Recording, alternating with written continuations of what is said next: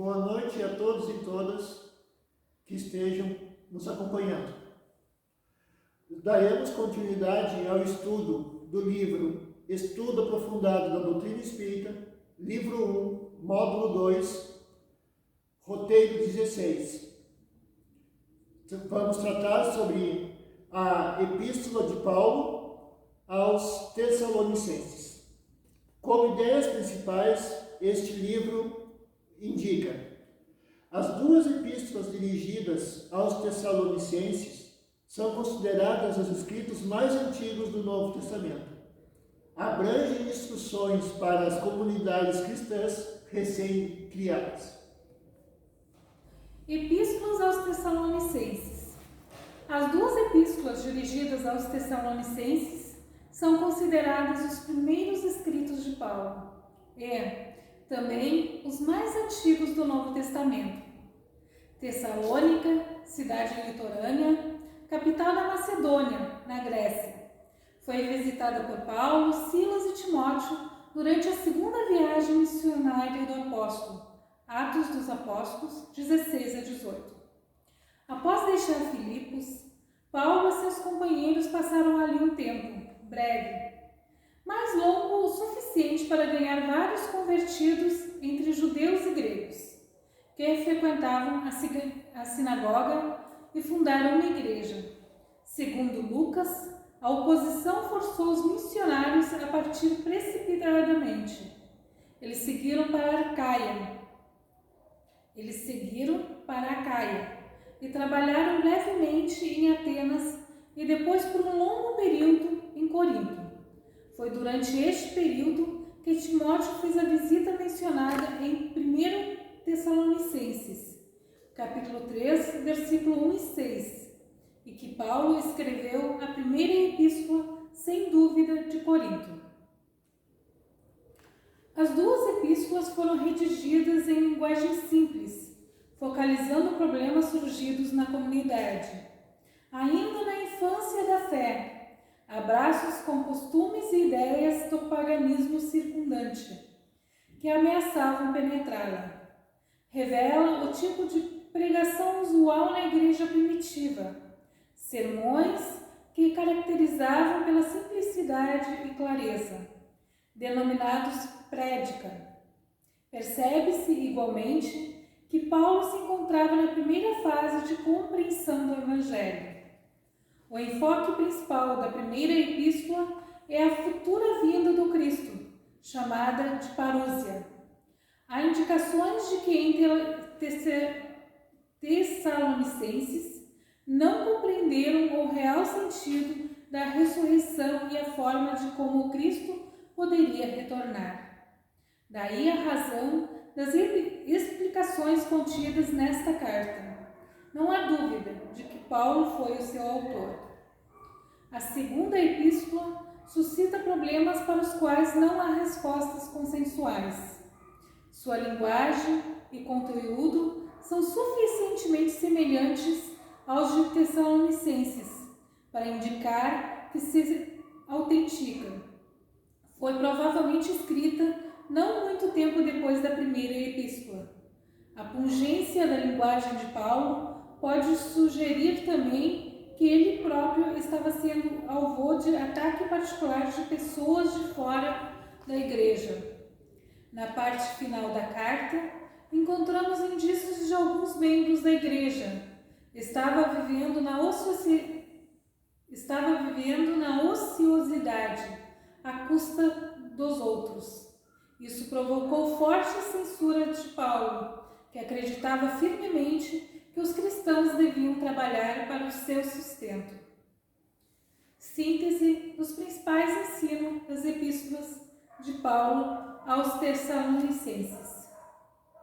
Exortação a uma vida simples e santificada. Costumes dissolutos e práticas sexuais ultrajantes.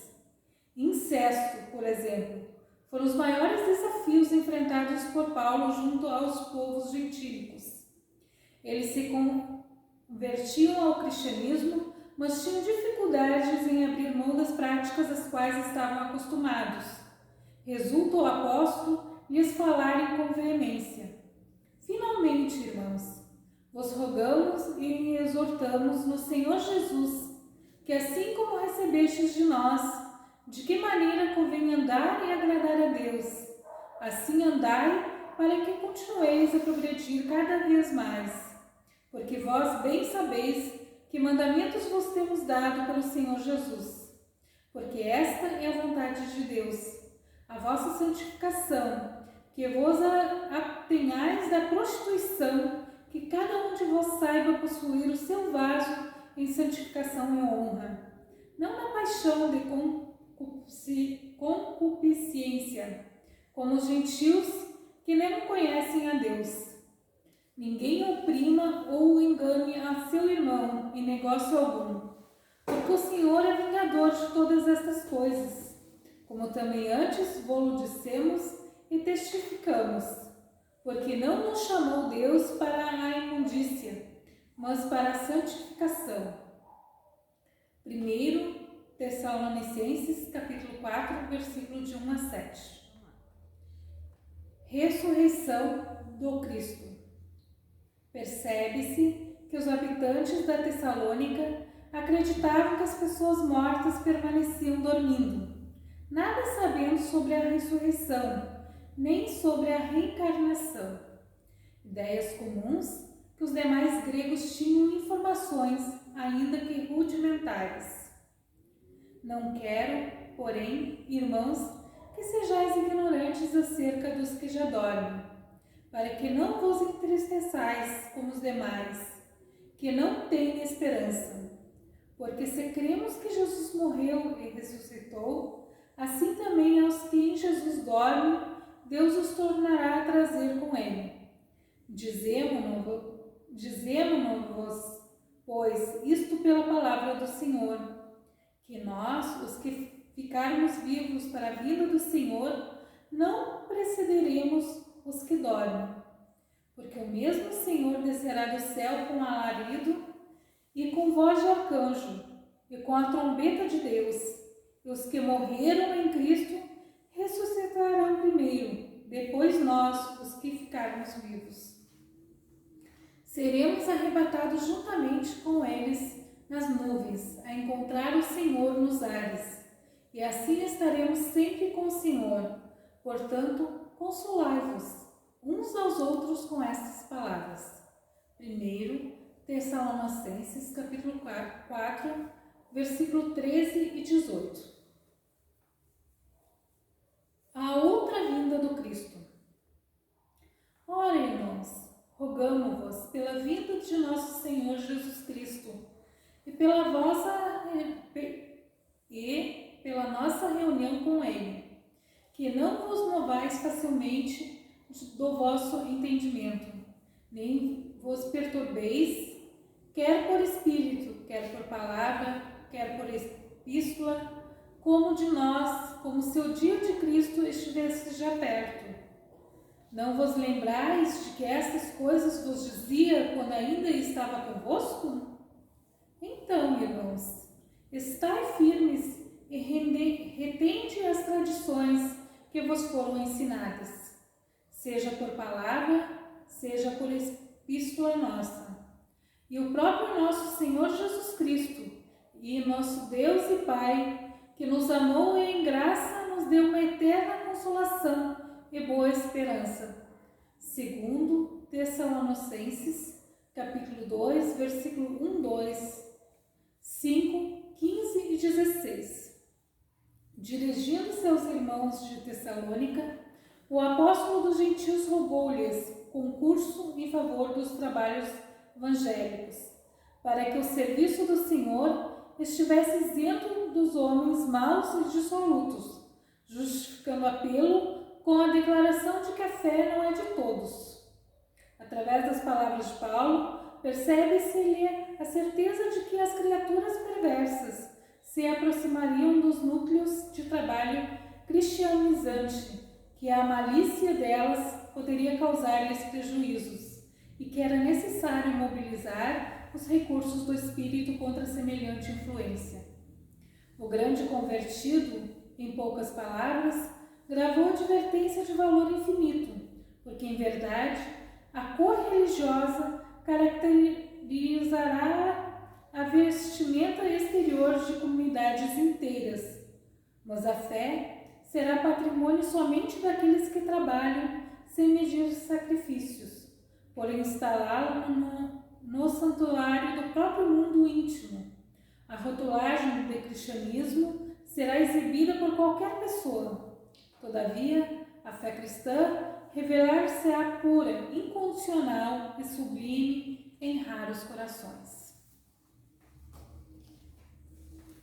Agora, vamos ao livro Fonte Viva, a coleção Fonte Viva, o livro Vinha de Luz, psicografado por Chico Xavier e ditado pelo Espírito Emmanuel.